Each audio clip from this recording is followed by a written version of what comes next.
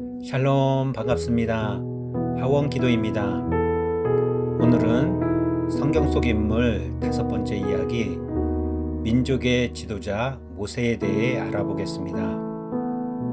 모세는 이스라엘의 역사상 가장 위대한 인물 중에 한 명이고 하나님의 섭리 역사 가운데도 중요한 역할을 하는 인물입니다. 모세를 통해서 하나님께서 어떤 일을 하셨는지 오늘 보겠습니다. 모세의 인생은 그의 백성을 인도하시는 하나님의 능력을 보여줍니다. 모세의 이야기는 애굽의 왕인 바로가 드러나는 히브리 노예들이 국가의 안전에 위협된다고 두려워하는 시점에서 시작됩니다. 바로는 히브리인들이 늘어나 반란을 일으킬 것을 두려워한 나머지 태어나는 히브리 남자 아기를 나일강에 버리라고 명령했습니다. 하지만 믿음으로 모세가 태어날 때 그 부모가 아름다운 아이임을 보고 석 달 동안 숨겨 키움으로 왕의 명령을 무서워하지 않았습니다. 그러나 아기를 더 이상 숨기기 어려워지자 모세의 어머니는 그를 안전하게 갈대 상자에 담아 강 갈대나무 사이에 두었습니다.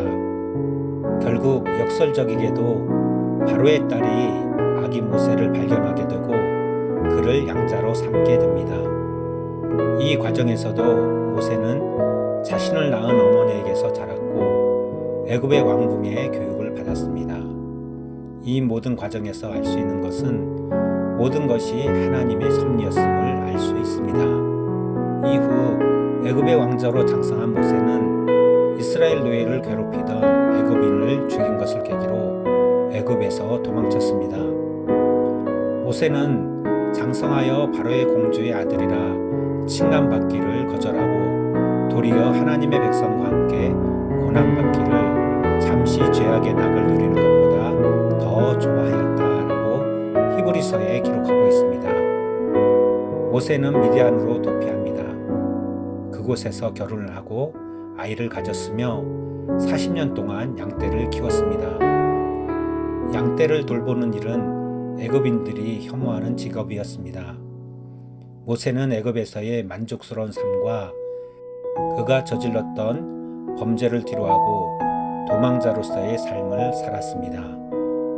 하나님께서 모세를 불러 애굽으로 돌아가 이스라엘 백성을 데리고 나오라고 하실 때 모세는 거부했습니다. 그는 심지어 자신이 애초에 그 일을 할 수 있을지도 의심했습니다. 그러나 하나님께서는 모세와 같이 자격이 없어 보이는 사람도 위대한 일을 성취하는 데 사용할 수 있다는 것을 증명하셨습니다. 모세는 하나님을 완전히 의지하며 이스라엘 백성을 구원하는 데 힘을 썼습니다. 바로가 모세의 요구를 들어주지 않자 모세는 하나님의 힘을 빌려 애굽에 10가지 재앙을 내리고 백성들을 이끌고 홍해에 다다랐을 때는 바다를 갈라 백성들이 무사히 건너게 했습니다. 애굽의 군사들이 뒤따라오자 홍해가 다시 합쳐져 군사들은 모두 홍해에 잠기게 되었습니다.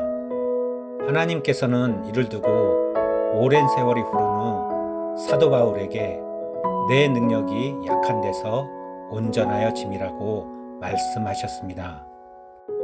모세가 부름을 받을 때부터 그의 인생은 하나님의 말씀을 신뢰하고 하나님의 메시지를 전하고 하나님의 행하심을 목격하는 삶이었습니다. 모세는 종종 하나님께 순종하다 어려움에 처하기도 했습니다. 하지만 하나님께서는 언제나 모세를 구하셨습니다. 하나님께서는 모세를 통하여 백성들이 지켜야 할 법과 도덕을 담은 율법을 주셨고 약속의 땅 가나안에 들어가기 전 광야에서 이스라엘 백성을 인도하는 데 사용하셨습니다. 모세의 인생을 통해 알 수 있는 것은 하나님께서 태어날 때부터 하나님께 부르실 때까지 하나님이 친히 섭리하셨다는 것입니다. 모세의 순종을 통해 은혜의 역사를 볼 수 있었습니다. 그리고 이스라엘 백성이 하나님의 뜻대로 살기 위해 율법과 가나안에 들어가서 어떻게 해야 하는지도 말씀을 통해 주셨습니다. 이 말씀은 오늘을 사는 우리에게도 유효합니다. 우리는 하나님의 섭리 안에 있습니다. 하나님은 우리가 하나님의 말씀에 거하고 그 뜻대로 살기 원하십니다. 그러면 모세를 인도하셨던 하나님께서 우리를 이끄실 줄 믿습니다. 우리가 하나님 앞에 순종합시다. 그러면 하나님께서 역사하십니다. 감사합니다.